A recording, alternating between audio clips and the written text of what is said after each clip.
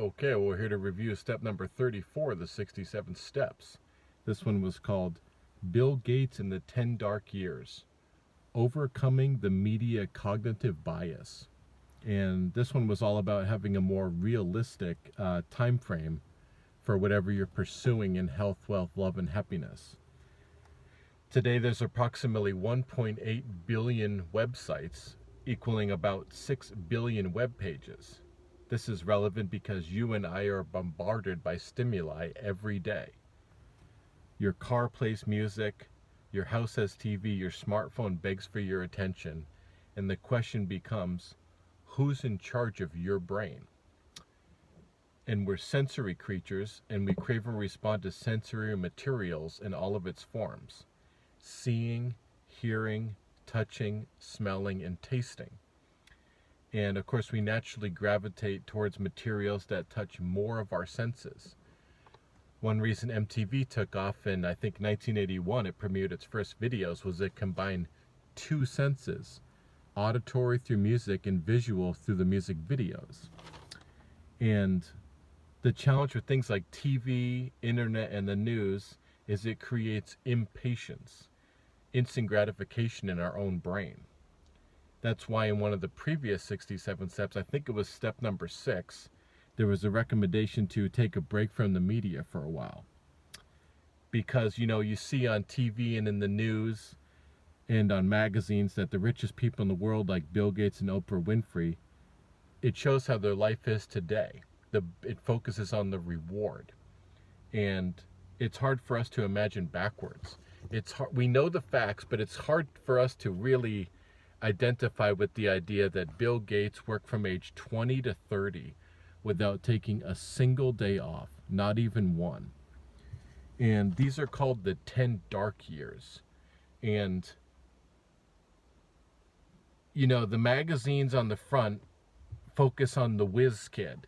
They don't focus on the 10 dark years because that's not as interesting or as sexy to the consumer, you and I. And Alan Nation says if you don't go through these 10 dark years,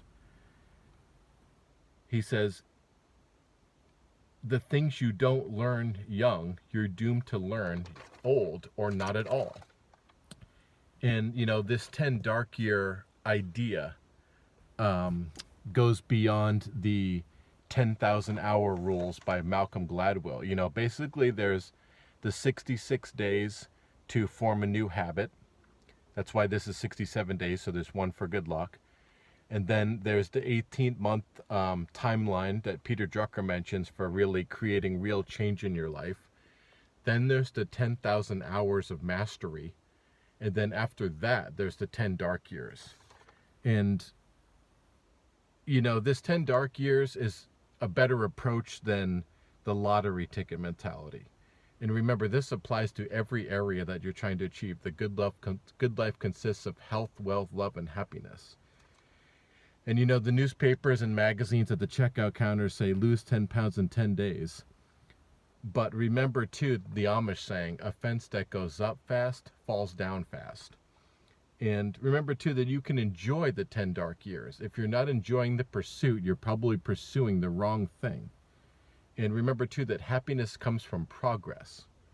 And it's all about having a realistic time frame. That's why you want to read biographies about successful people. You'll see that their climb to the top was gradual, and it was with challenges. And Warren Buffett started at age 7 years old learning and buying stocks. And Ray Kroc of McDonald's started his first restaurant at 20 years old. But he didn't hit on McDonald's until he was 52. You can think about, well, there's the exception like Mark Zuckerberg of Facebook that hit it pretty well, but that's the exception to the rule, and you don't want to bet your life on something that's extremely statistically unlikely. So give yourself time to succeed, and you probably will. The question at the end of this episode was, what's an example for which you had an unrealistic time frame for achieving health, wealth, love, and happiness? And what is a more realistic time frame for all of these to happen? Thanks for watching, and I'll see you on step review number 35. Take care.